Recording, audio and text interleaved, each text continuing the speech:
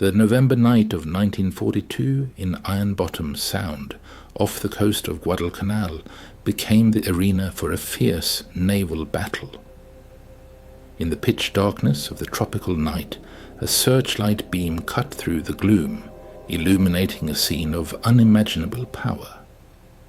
Captain Tamiti Hara, commander of the destroyer Amatsukaze, clung desperately to the bridge railings, watching as American shells rained down on his ship, exploding around it with the fury of a natural disaster.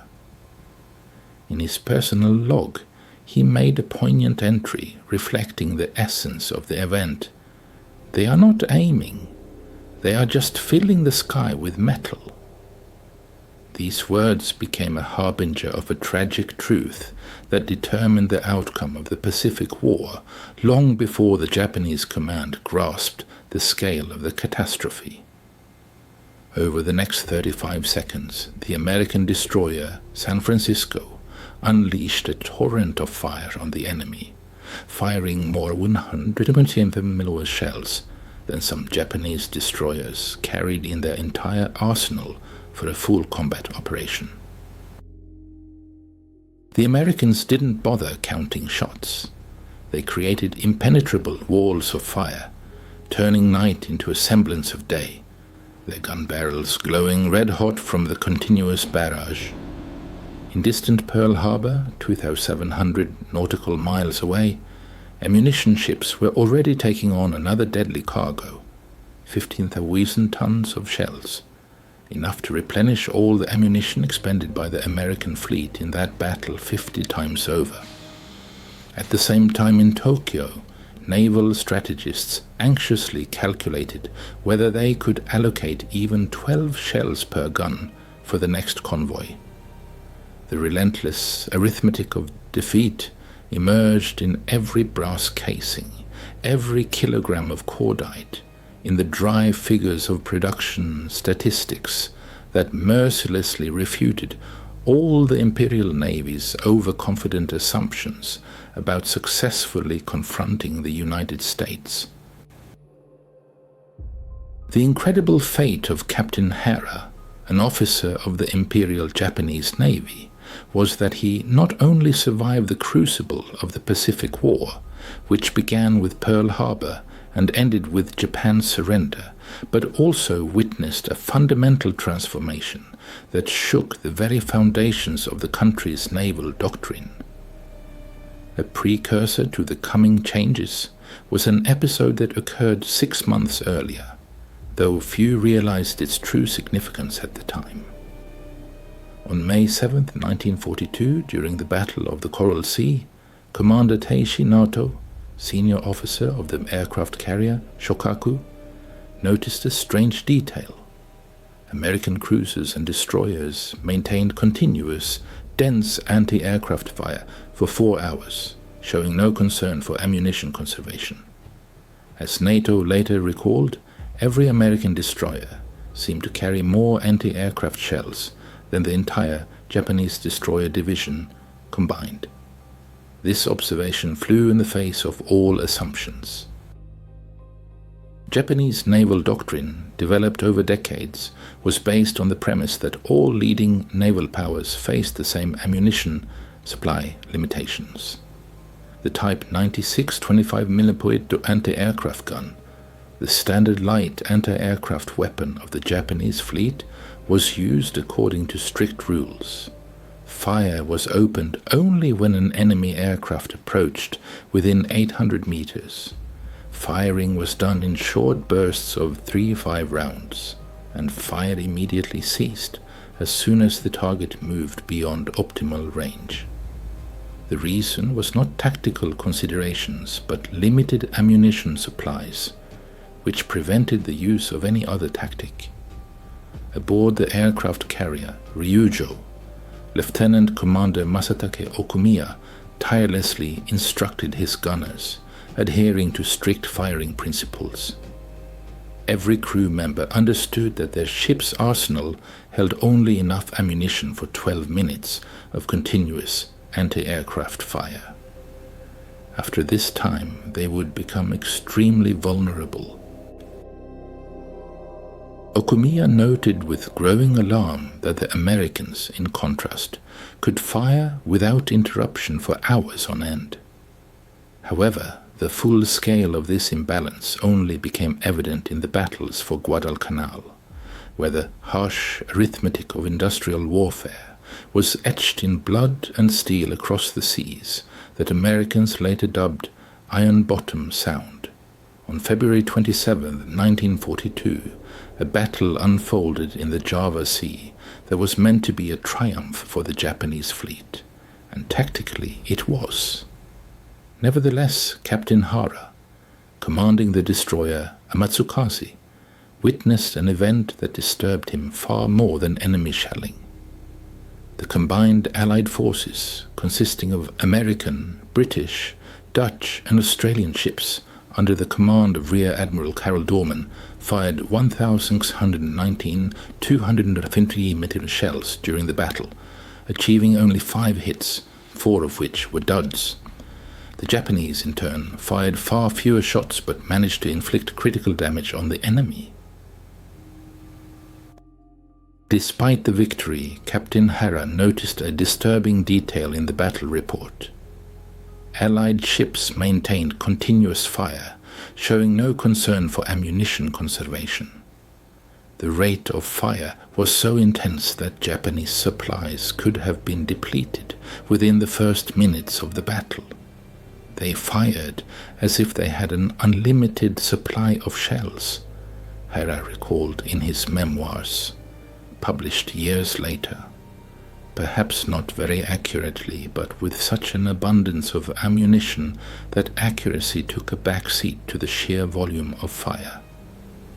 The Japanese achieved a decisive victory, sinking 2 enemy cruisers and 3 destroyers. However, in the wardroom, Hara overheard an alarming conversation.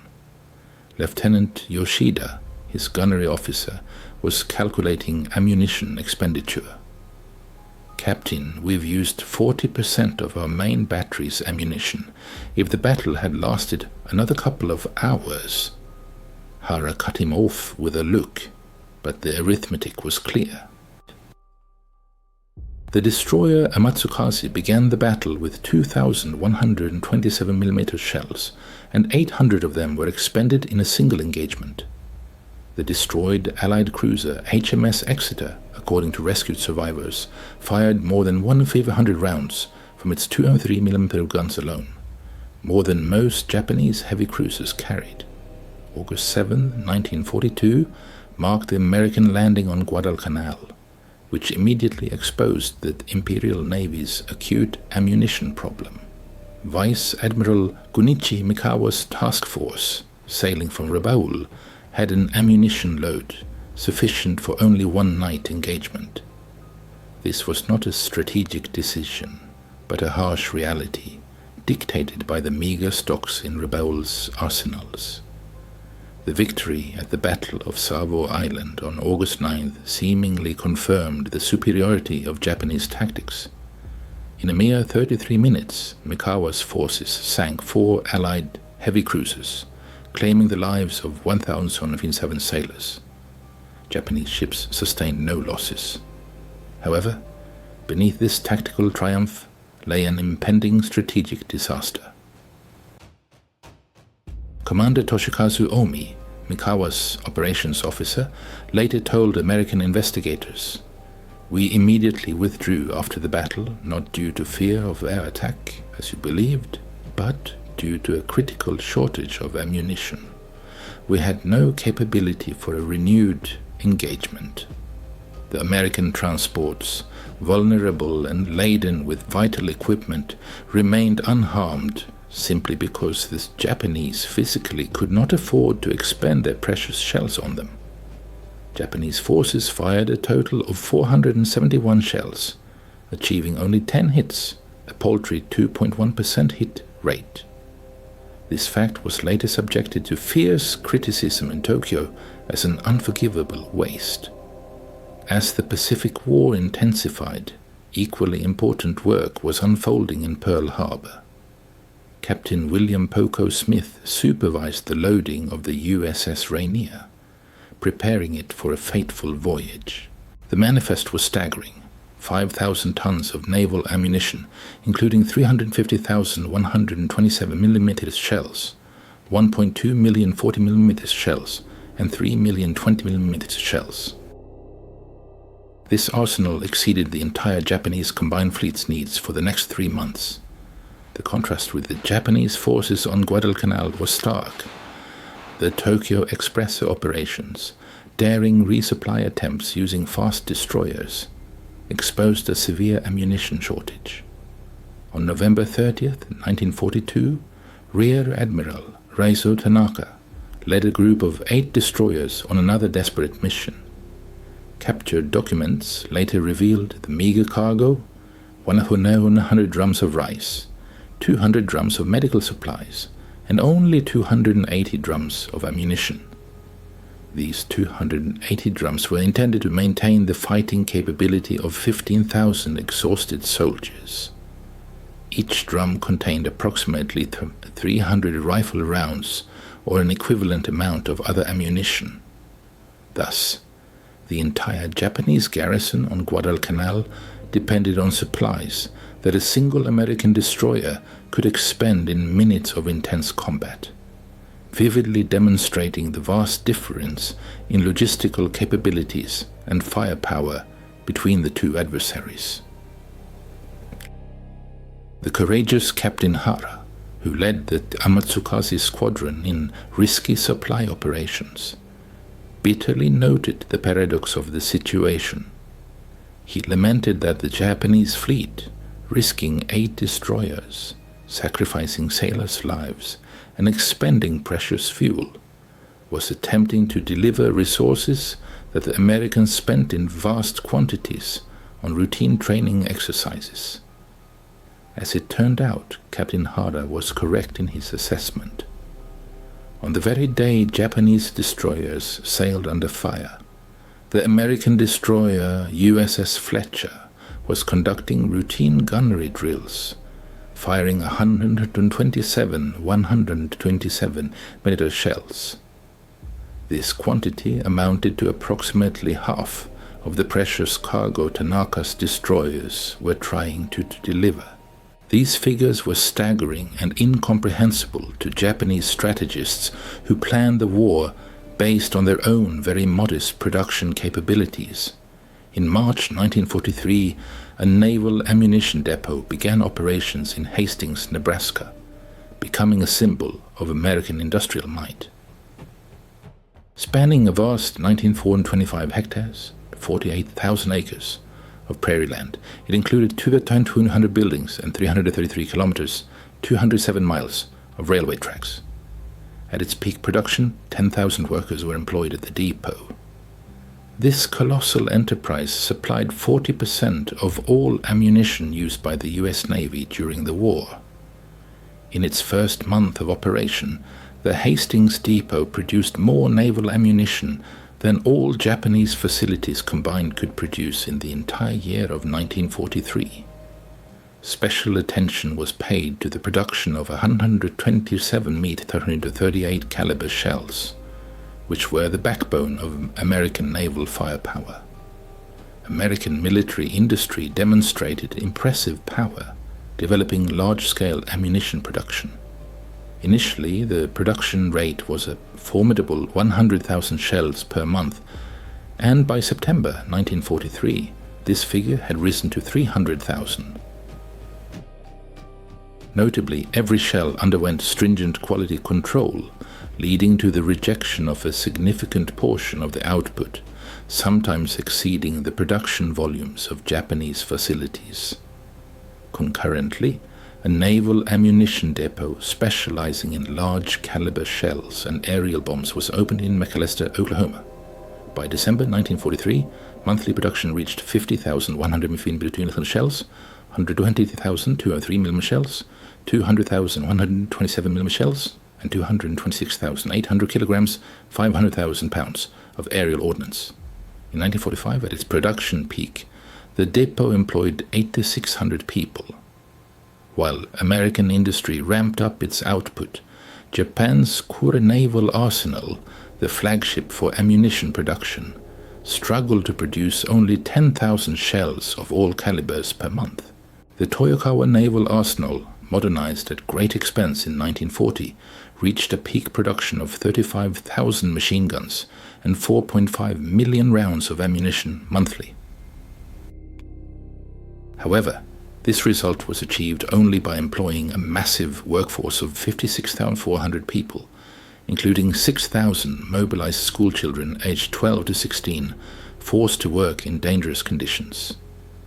On June 19, 1944, a battle unfolded in the Philippine Sea that epitomized the colossal disparity in ammunition supply between the warring parties.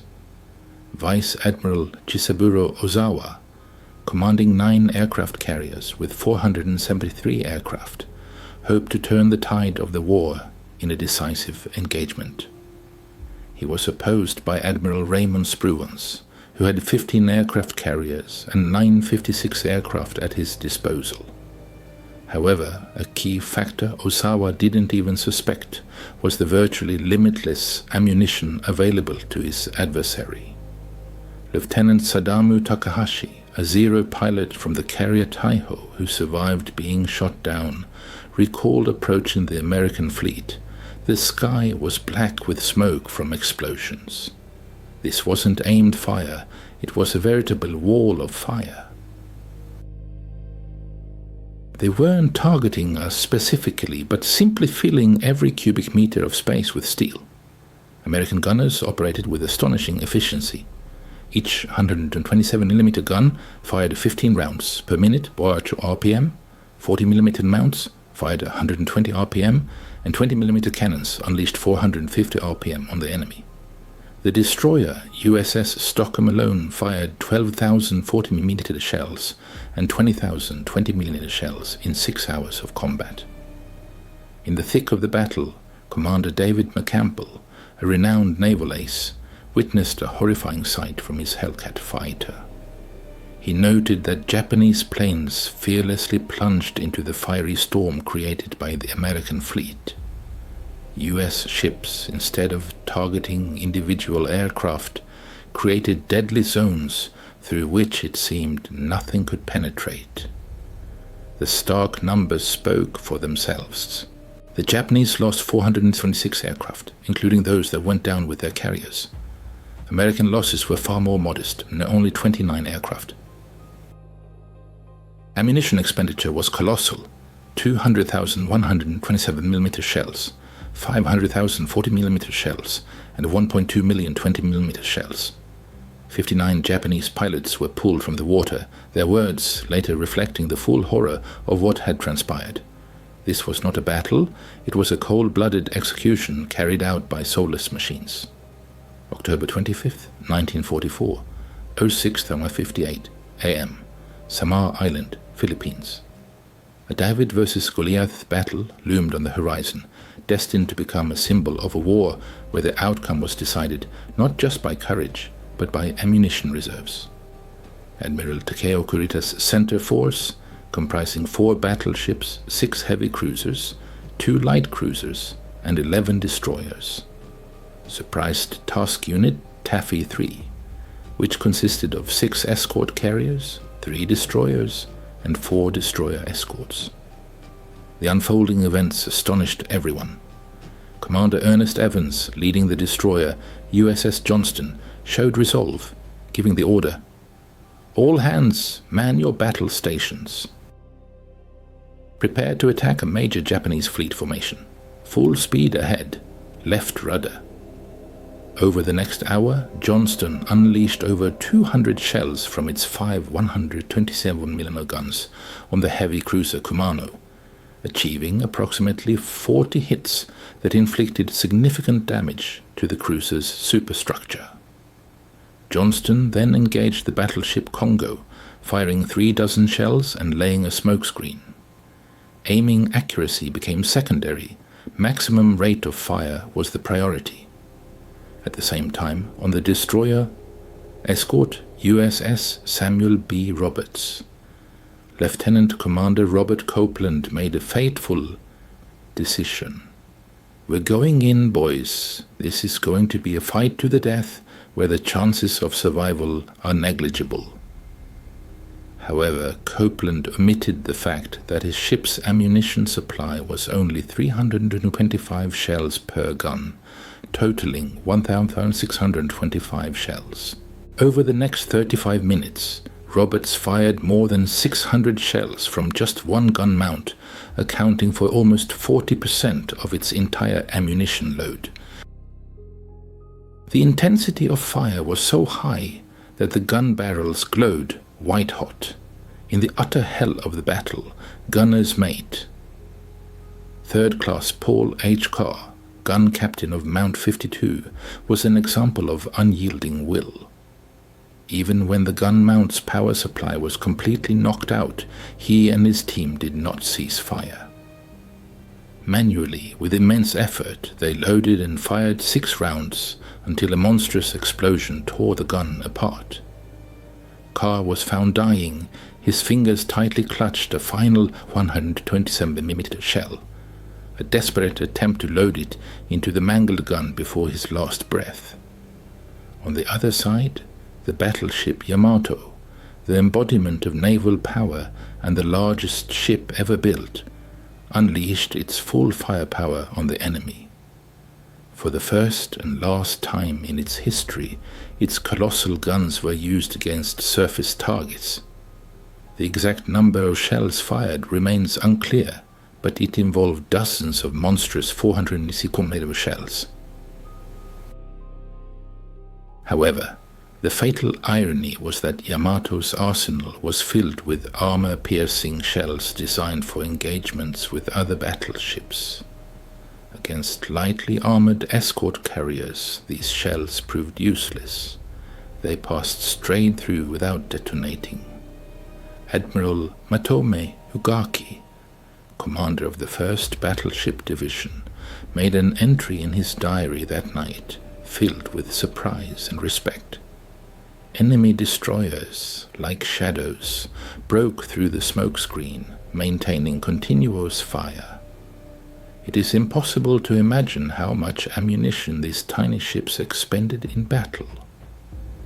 The Battle of Leyte Gulf is a vivid illustration of the imbalance of power forged by U.S. industrial might. An analysis of the engagements shows the following picture. American forces fired approximately 20,000 shells of various calibers, while the Japanese arsenal was limited to roughly 3,000 shells. The U.S. Navy sustained noticeable but not critical losses, losing 2 destroyers, 1 destroyer escort, and 1 escort carrier. The Japanese fleet, conversely, suffered severe damage. 3 heavy cruisers sustained significant damage. The battle concluded with a retreat of Japanese forces, despite their initial numerical superiority. This episode clearly demonstrates the decisive importance of production capabilities in modern warfare. By the end of 1944, the scale of American ammunition production had reached colossal volumes that were simply incomprehensible to the Japanese command. Between 1941 and 1945, American industry produced a staggering 47 billion rounds of small arms ammunition, 41.4 billion of which were rifle and pistol rounds. One American general famously remarked that this quantity was enough for every person on Earth to fire 10 shots. Ammunition production statistics for November 1944 are as follows. The US produced 3.5 billion rounds of small arms ammunition. 1. 2,127,000 shells, 8,040,000 shells, 20,000 20mm shells, 10,046mm shells, 15,356mm shells, 40,203mm shells, and 60,152mm shells. In comparison, Japan's total ammunition production for the entire war is estimated at only 15 million shells. War, this relentless force, demanded colossal resources and drew millions of people into its orbit. The Naval Ammunition Depot in Crane, Indiana, sprawled across an impressive 2,500 hectares, employing 10,000 workers. Its 2,000 magazines could hold up to 400,000 tons of lethal ordnance. To grasp the sheer scale, consider that the Imperial Japanese Navy's total ammunition reserves in December 1941 were estimated at approximately 200,000 tons. The human element in this war of machines was no less striking. In Hastings, workers whose lives were dictated by wartime production lived in specially constructed dormitories, ate in cafeterias serving 15,000 people daily, and found recreation in bowling alleys and movie theaters. The children of these laborers attended schools built specifically for the needs of this gigantic facility. It was a self-contained city entirely dedicated to the production of implements of destruction. At the Toyokawa Naval Arsenal, 12-year-old Akiko Sato endured grueling 12-hour shifts filling shell casings. In a post-war memoirs, she wrote of perpetual hunger, a single rice bowl for lunch, exhausting labor, and the deaths of many classmates in accidents. Their workshop produced about 100 shells a day, while Americans likely produced the same quantity in a single second. These words vividly illustrate the imbalance in production capabilities and the heavy price ordinary people paid for their country's military ambitions. An acute ammunition shortage created a vicious cycle of problems, hastening a tragic end for Japan in the war. Pilot training was reduced to a bare minimum, as every round was saved for actual combat. Lieutenant Commander Saburo Sakai, the most experienced of the surviving Japanese aces, described the situation. Recruits in 1944 received only 40 to 60 hours of flight training. In 1941 we had at least 700 hours of flight time under our belts. But gunnery training was the worst. New pilots might fire about 100 rounds in practice, while Americans expended thousands. The contrast was striking. At Pensacola Naval Air Station, American pilots, on average, fired 5,000 rounds during advanced fighter training. Training ammunition was in unlimited supply. Cadets showing poor marksmanship simply received more opportunities to shoot until they improved their results. American pilots maintained between 400 and 525 hours of flight training throughout the war. Midshipman Koshito, who trained in late 1944, recalled, "I fired my guns only 3 times before combat, 10 rounds each time for a total of 30. In my first combat mission, the American pilot I encountered probably fired 30 rounds in the first second. For Japanese anti-aircraft gunners, the situation was even more unfavorable. The land of the rising sun's military doctrine stipulated opening fire only when enemy aircraft approached within 800 meters. This was considered the direct firing range for aircraft flying at approximately 480 kilometers range. The reason for this tactic was that beyond this distance, the probability of hitting the target dropped to a negligible 0.5%, which was deemed an inefficient expenditure of ammunition. American artillerymen demonstrated a completely different approach to training. Robert Scott, a Seaman First Class and 20mm gunner aboard the USS New Jersey, remembered that they fired at anything that moved: aircraft towed sleeves, balloons, and even floating targets. He admitted to firing about 50,000 rounds during training. When he first encountered a Japanese aircraft in combat, muscle memory took over. He didn't think about conserving ammunition, but simply generously filled the space where the enemy aircraft was expected to fly with lead.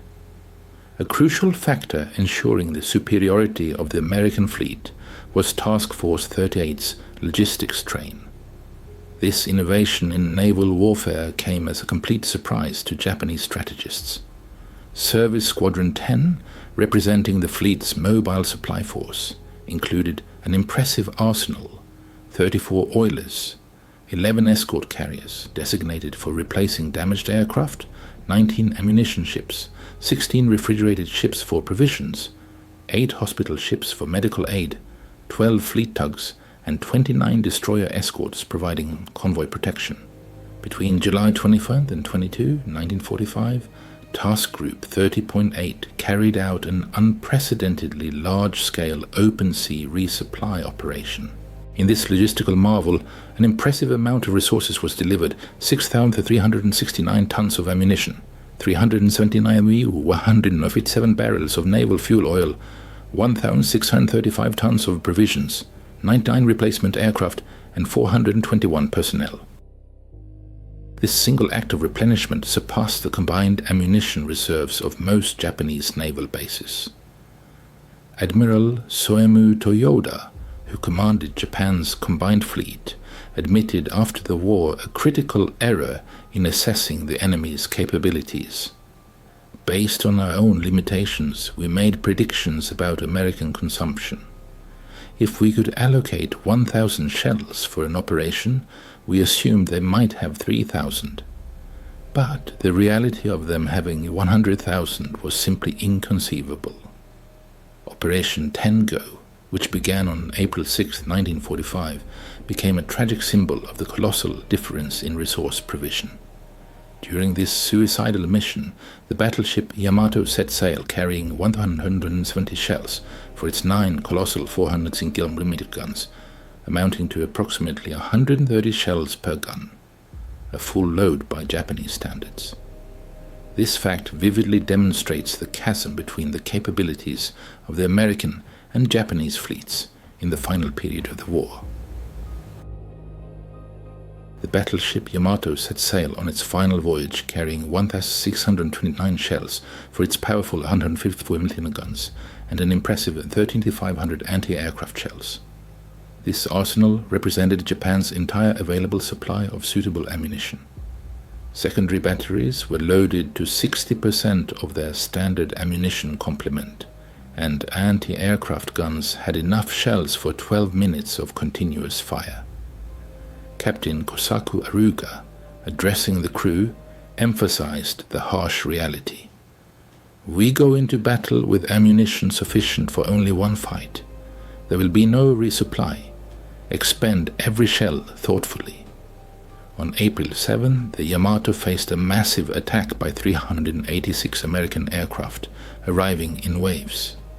The enemy's first wave reported colossal anti-aircraft fire raining down on them from the Japanese battleship.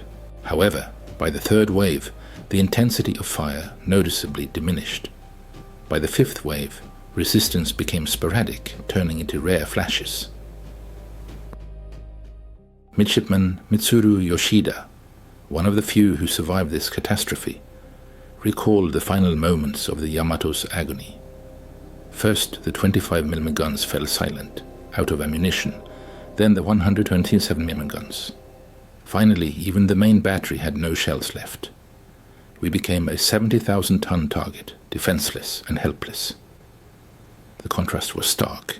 The American carriers from which these aircraft launched had received resupply just 72 hours prior.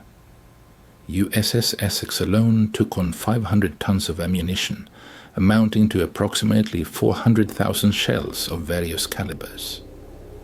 This carrier's air group participating in the attack on the Yamato expended 200,000 .50 caliber rounds, knowing that tomorrow's resupply would fully replenish their losses.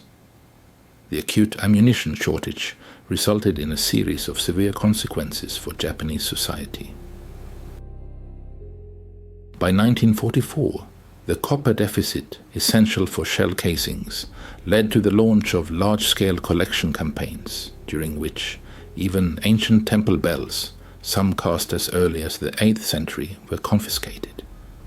Bronze statues, including those recognized as national treasures, were sent for smelting.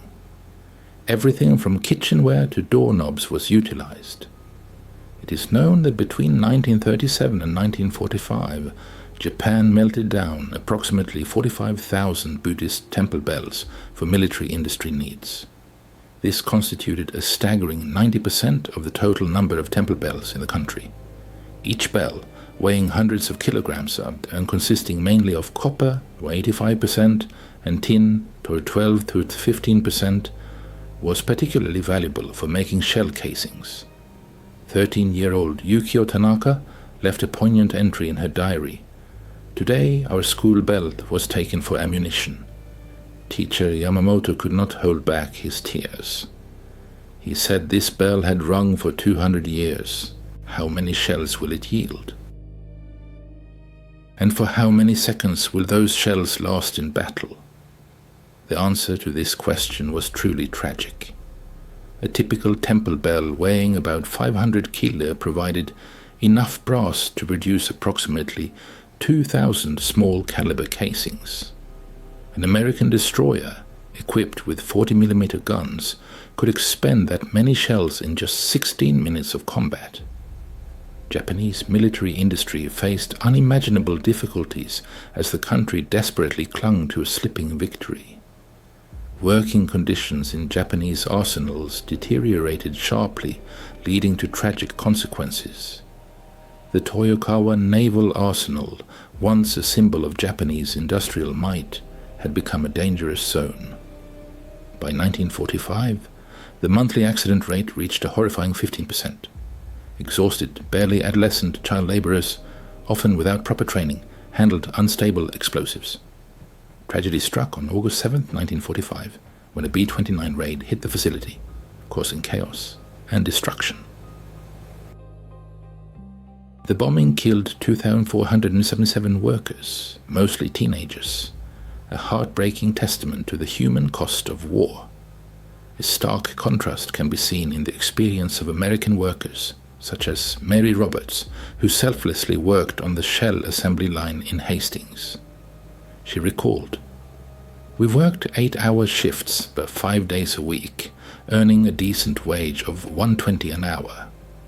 We were provided hot lunches in the cafeteria, and every Friday we enjoyed movies. We were determined to win the war, shell after shell." American military strategy underwent significant evolution, leveraging their superiority in ammunition to gain decisive advantages. Admiral Willis A. Lee, a visionary surface warfare tactician in the fleet, developed an innovative concept of area saturation for night battles. Eschewing carefully aimed shots, American ships fired a barrage of shells into specific zones, leaving enemy ships no room to maneuver. In the Grand Battle of Surigao Strait, unfolding on October 25, 1944, Lee's doctrine reached its zenith, becoming an ominous harbinger for the Japanese fleet. Admiral Jesse Oldendorf's squadron unleashed a torrent of fire upon the enemy, expending 285 16-inch shells, 3 10 14-inch shells, and countless 8-inch and 6-inch shells within just 18 minutes. The Japanese battleships Fuso and Yamashiro, whose magazines were intentionally lightened by reducing their ammunition load, could only return with paltry salvos, firing fewer than 100 shells in total before meeting their grim fate. Lieutenant Commander Tokuno Horeshi, one of the few who survived the Yamashiro, vividly described the horror he experienced. "Shells rained down on us like a deluge. They weren't aiming at us specifically, they just filled the entire strait with explosions. We fired back blindly, but for every one of our shells, there were 50 enemy shells." Japanese strategy, in contrast, descended into a maelstrom of desperation. Kamikaze special attack units became the logical culmination of the catastrophic ammunition shortage. When traditional weapons become an unaffordable luxury, man himself becomes the weapon. Vice Admiral Takejiro Onishi, the initiator of the Kamikaze Corps, privately admitted, "We resort to ramming tactics because we lack ammunition for conventional attacks." One pilot, one plane replaces hundreds of shells that we don't have. American decryption specialists, analyzing intercepted Japanese fleet messages, gained valuable insights into the impending ammunition deficit, which significantly impacted Japanese strategic planning. One decoded message from December 1944 revealed an alarming picture of the combined fleet's ammunition reserves. 400mm shells constituted only 15% of the minimum required quantity. 356mm shells, 22%, 200mm shells, 18%, 197mm shells, 31%, and anti-aircraft ammunition of all calibers was in critical shortage. Admiral Chester Nimitz, upon reviewing this intelligence, metaphorically compared the situation to a boxer who had lost his punch, emphasizing the need to continue the onslaught until the enemy was completely exhausted. American strategists, recognizing Japanese weakness, began deliberately planning operations aimed at maximally depleting their already meager ammunition supplies. Diversionary maneuvers, pursuit raids, and active reconnaissance missions were designed not so much for tactical gains, but to undermine the Japanese military's defensive capabilities by consuming ammunition. Commander Joseph Rochefort, a distinguished cryptanalyst, emphasized that Americans learned to predict Japanese actions based on their requests for ammunition resupply. Knowing that after a request the Japanese would be unable to conduct active combat operations for at least 2 weeks, the Americans gained the ability to control the timing of each battle, giving them a strategic advantage.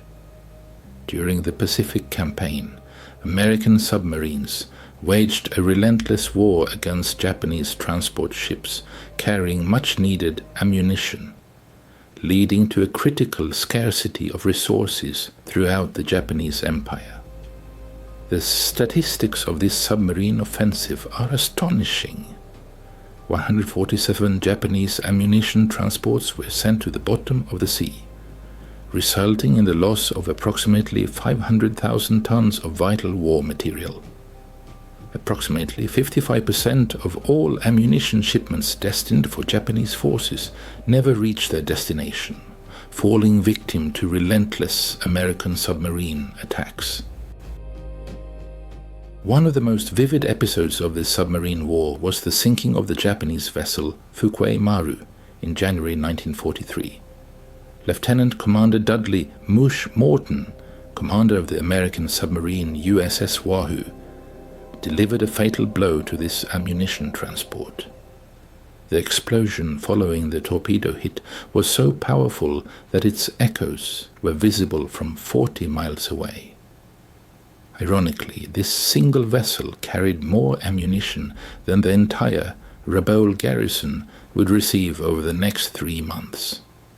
Japanese Captain Tatsuaki Shimazaki, tasked with commanding an ammunition convoy, expressed the despair that gripped the Japanese naval forces. According to him, of the 4 ships loaded in Kuri with 10,000 tons of shells destined for Rabaul, only 2 managed to reach their destination, one of which was damaged. Enemy submarines claimed the rest, leaving Japanese forces in a desperate situation. The psychological impact of this ammunition shortage on Japanese logistics officers was immense. Commander Yoshiro Tanaka, responsible for ammunition distribution in the Philippines, succumbed to the pressure and committed suicide in October 1944 after repeated failures in delivering critical supplies to his troops. In his suicide note, he expressed his despair, writing, "I send empty ships to their death. Americans sink them full or empty. Our guns fall silent, but theirs never stop." These words reflect the growing sense of hopelessness that engulfed the Japanese armed forces as they confronted the relentless might of American submarine warfare. Statistical data on ammunition production during World War II vividly demonstrates the scale of industrial might of the opposing sides. Naval ammunition production in the United States from 1941 to 1945 reached colossal volumes. Total output of all types of projectiles amounted to 47 billion units, with 41.4 billion being rifle and pistol cartridges. The total weight of ammunition produced reached 4.2 million tons. The highest monthly production figure was recorded in March 1945, reaching 3.5 billion projectiles. 47 facilities were involved in production, and the peak number of workers employed reached 486,000 people. Naval ammunition production in Japan during the same period appears significantly more modest. The total volume of projectile production across all calibers is estimated at approximately 15 million units. The total weight of ammunition produced was approximately 200,000 tons. The maximum monthly production volume was achieved in November 1942, reaching 400,000 projectiles. 11 facilities were involved in production, and the peak number of workers employed reached 95,000 people, including mobilized teenagers. The disparity in the quantity of small arms ammunition produced exceeded a ratio of 3,100 to 1. However, differences in ammunition quality further exacerbated the imbalance.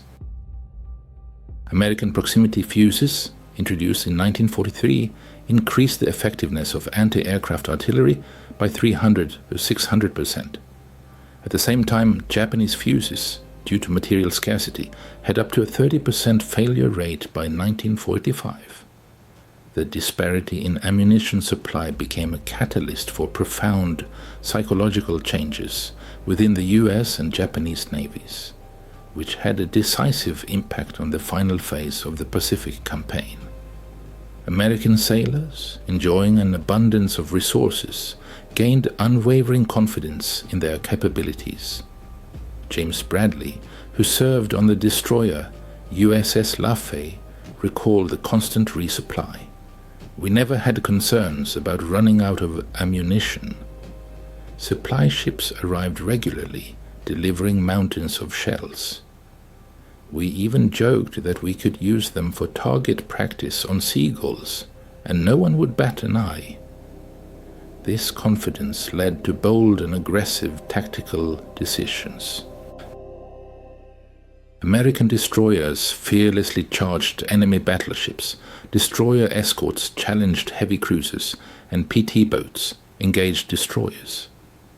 Such encounters, reminiscent of David versus Goliath struggles, became a hallmark of surface operations in the Pacific and were made possible by the US Navy's unlimited ammunition reserves. Meanwhile, Japanese sailors underwent a completely different transformation. Lieutenant Kazuhiko Ono, gunnery officer of the destroyer Isokase, described the severe psychological pressure caused by the scarcity of resources. "Every shot had to be carefully justified. We counted shells like a miser counts his coins. During battle, a part of your mind was constantly calculating, can I afford this shot? This hesitation could be fatal." The most striking impression made on Japanese military personnel was the conspicuous American profligacy.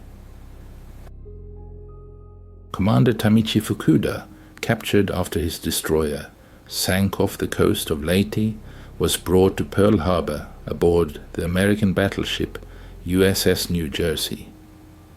There, he witnessed an artillery drill during which the ship fired approximately 400 shells. Fukuda later confessed his shock. His tears were not from the humiliation of captivity, but from the realization of Japan's hopeless situation. He noted that the Americans expended more ammunition in drills than Japanese ships carried into battle, and questioned the possibility of standing against such economic might. The war of attrition vividly reflected the fundamental economic differences between the two nations. In 1944, the United States gross national product reached an impressive $210 billion, more than 10 times Japan's equivalent figure of just $20 billion. However, even these numbers did not fully convey the colossal disparity in production capabilities, particularly in munitions manufacturing. The American military industry consumed immense volumes of resources annually, approximately 450,000 tons of copper, roughly 380,000 tons of lead, about 2.8 million tons of steel, approximately 3.2 million tons of explosives. Japan's total consumption of strategically important materials, encompassing both military and civilian needs, did not exceed the following limits: 80,000 tons of copper per year, 25,000 tons of lead, 4 million tons of steel, primarily for shipbuilding, and 200,000 tons of explosives annually. The United States, with its immense economic potential, surpassed Japan in the production of key materials. For instance, the volume of copper allocated for shell casings alone exceeded Japan's total copper production for all applications. American lead production, essential for bullets, was 15 times greater than the total amount of lead available to Japan. Beyond quantitative superiority, American industry also boasted qualitative advantages, which amplified the US lead exponentially. A revolutionary breakthrough that significantly impacted the war's course was the development of the proximity fuse at the Johns Hopkins University Applied Physics Laboratory. This technological innovation, based on using radar to determine proximity to a target, allowed anti-aircraft shells to detonate near enemy aircraft, substantially increasing the effectiveness of air defense. The development cost of this advanced technology was $1 billion in 1940s prices, equivalent to 5% of Japan's entire gross national product in 1944. The development of the proximity fuse became the third largest wartime financial program, trailing only the Manhattan Project with a budget of $2 billion and the B-29 bomber development, which cost $3 billion. The production of these devices demanded extremely high precision, unattainable by Japanese industry. Each fuse contained miniature vacuum tubes capable of withstanding colossal overloads, 20,000 times the force of gravity generated when fired from a gun. By the end of World War II, American industry had produced an impressive 22 million proximity fuses. The proximity fuse saw its baptism of fire on January 5, 1943, when the cruiser USS Helena, with accurate fire, destroyed a Japanese dive bomber with only its second salvo. The introduction of this advanced technology boosted the effectiveness of anti-aircraft artillery by an incredible 300–600%. Admiral Koji Hagawa, observing shells with proximity fuses during a 1945 raid, reported with astonishment, "American shells explode as if by magic, unerringly determining the moment they approach our aircraft. Every explosion occurs at the perfect point. This is no longer war, it is sorcery based on mathematical calculations." Fire control systems also demonstrated immense technological superiority. The standard Mark 37 fire control system, installed on American destroyers, incorporated a comprehensive suite of advanced solutions: gyroscopic stabilization for precise gun aiming in rolling seas, automatic radar target tracking, allowing firing in any weather and at any time of day, a mechanical ballistic computer accounting for all factors affecting shell trajectory, electric servo drives for rapid and accurate gun aiming, remote power control ensuring optimal operation of all system components, American ships possessed an advanced fire control system that ensured high firing accuracy in all weather conditions, day and night, even against maneuvering targets. The cost of this system reached $500,000, which exceeded the Japanese destroyer squadron's annual ammunition budget. Japan's fire control system remained predominantly manual, relying on optical rangefinders, which were useless in poor visibility. Captain Toshiro Miura admitted that the Japanese relied on intuition, while the Americans used precise calculations. Every American shell was mathematically guided, making their firepower incomparably superior. The disparity in ammunition supply led to astonishing survival rates that defied conventional military wisdom. On April 16, 1945, the American destroyer USS Lafay withstood 22 kamikaze attacks thanks to the continuous fire of its artillery. In 80 minutes, the Lafay fired 345,120 shells, 11,000 40mm shells, and 20,000 20mm shells. The destroyer's gunners shot down 9 aircraft and damaged 4 others, which subsequently crashed. Despite 4 bomb hits and 6 kamikaze impacts, the Lafay survived due to effective defensive fire that weakened most attacks before impact. A striking contrast is the fate of the Japanese destroyer Yahagi, which escorted the battleship Yamato on its final voyage. Within 45 minutes of the battle's start, its anti-aircraft arsenal was completely depleted. Deprived of the ability to effectively return fire, the destroyer became a helpless target for American aircraft. After being hit by 7 torpedoes and 12 aerial bombs, the Yahagi capsized and sank. The ammunition expenditure of the American cruiser USS Helena warrants special attention. During its service from December 1941 to July 1943, the ship fired a total of 10,139 shells, including 3,460 127mm shells and 7,179 152mm shells. Remarkably, this quantity was expended not in a single battle, but throughout the cruiser's entire combat career, including significant engagements such as the attack on Pearl Harbor, the naval battles off Guadalcanal, and the Battle of Kula Gulf, where the Helena met its end. For its high rate of fire tactics, the cruiser earned the nickname Machine Gun Cruiser. During the naval battle off Guadalcanal on November 13, 1942, the Helena's intensity of fire was so high that Japanese observers mistakenly concluded that the cruiser was equipped with automatic 150mm guns, which did not actually exist. The American cruiser's rate of fire significantly surpassed what Japanese naval doctrine considered physically achievable. Captain Hara's insightful observation about the differing firing styles of American and Japanese soldiers reveals a profound distinction between the warring parties. Americans unhesitatingly expended ammunition, while the Japanese conserved every shell. This observation uncovers the essence of that war, which was not merely a clash of equal adversaries temporarily holding a more or less advantageous position. It was a confrontation of industrial might crushing the outdated ambitions of a pre-industrial era. The statistics are staggering in their scale.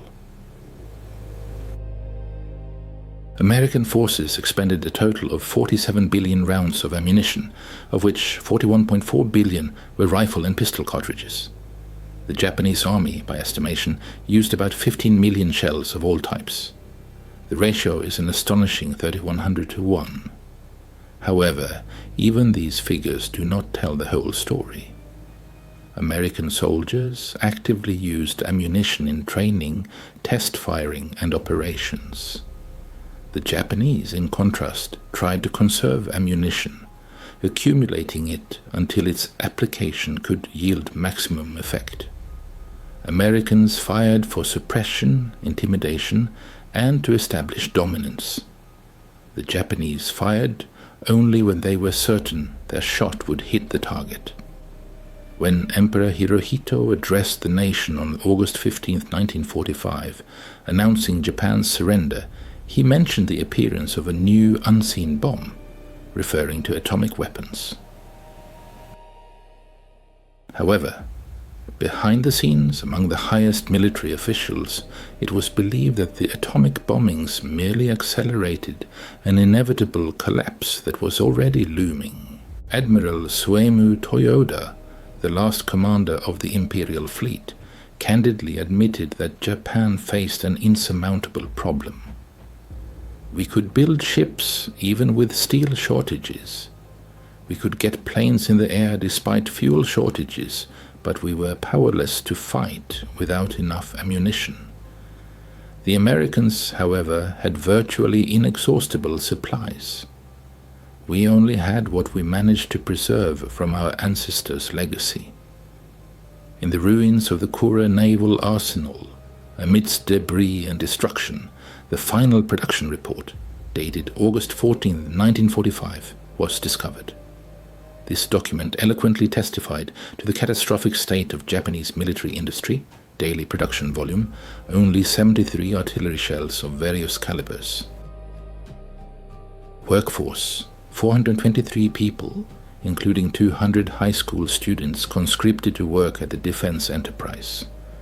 Overall condition, an acute shortage of absolutely all necessary materials and raw resources. At the same time, on that very same day, the Naval Ammunition Depot in Hastings, United States, reported a completely different picture.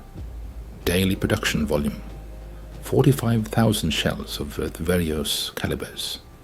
Workforce, 5,800 people. Overall condition consistently exceeding established production quotas. Recommendation: consider reducing production volumes due to the anticipated imminent end of hostilities. Military conflicts, especially in the industrial area, reveal a pattern. The outcome of battles is often decided not on the front lines, but in workshops and design bureaus. The Pacific War vividly illustrated this thesis, demonstrating how colossal industrial potential, when unleashed, can create military power before which even the most outstanding tactical skill pales.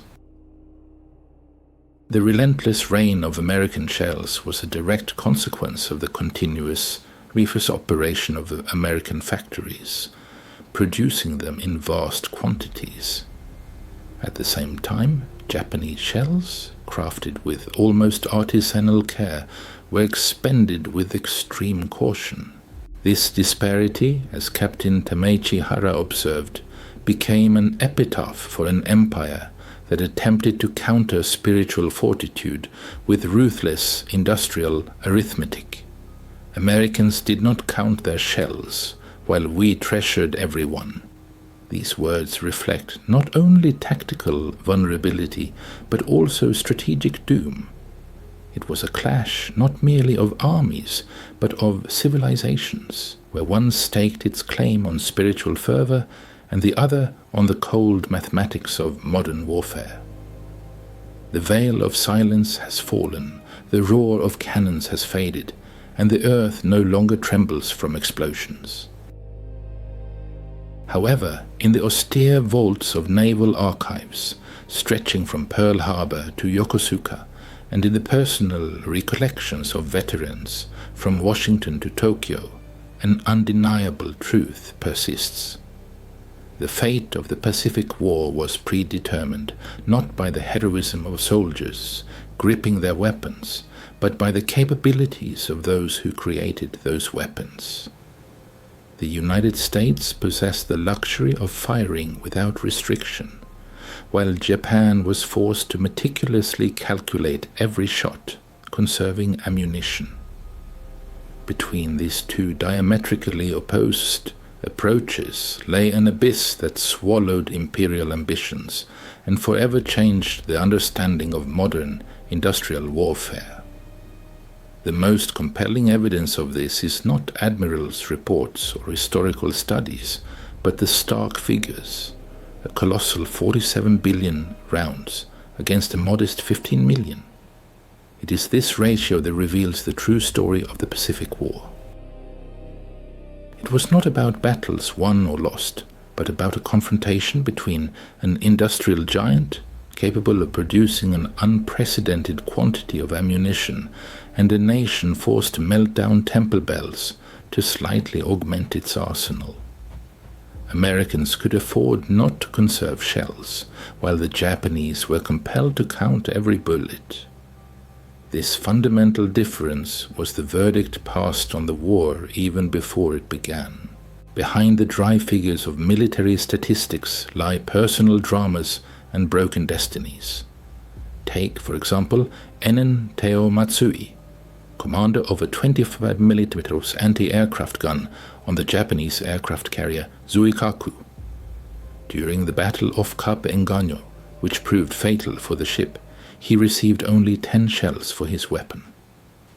As American planes descended on the carrier in wave after wave, Matsui waited for the single, perfect shot that never presented itself. The Zuikaku sank without expending its ammunition. His mother received her son's last letter, imbued with resolve. "I have 10 opportunities to protect our ship, and I will use one." She was never to know that her son died without firing a single shot, paralyzed by the realization of the catastrophic ammunition shortage.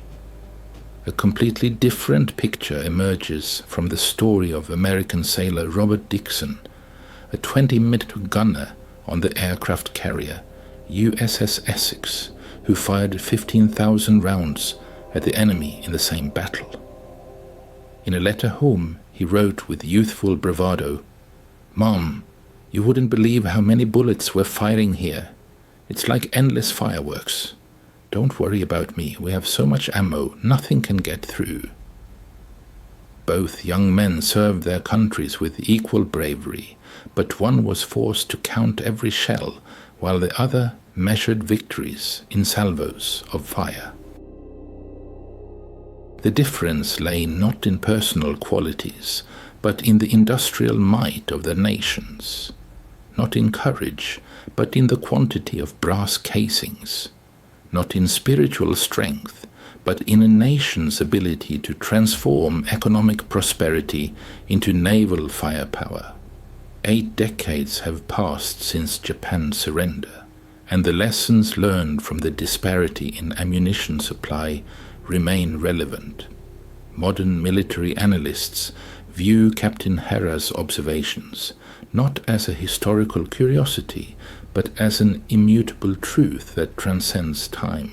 Clashes between industrial powers are, in reality, resolved not on the battlefields, but in the workshops and factory complexes, even before the first shots are fired.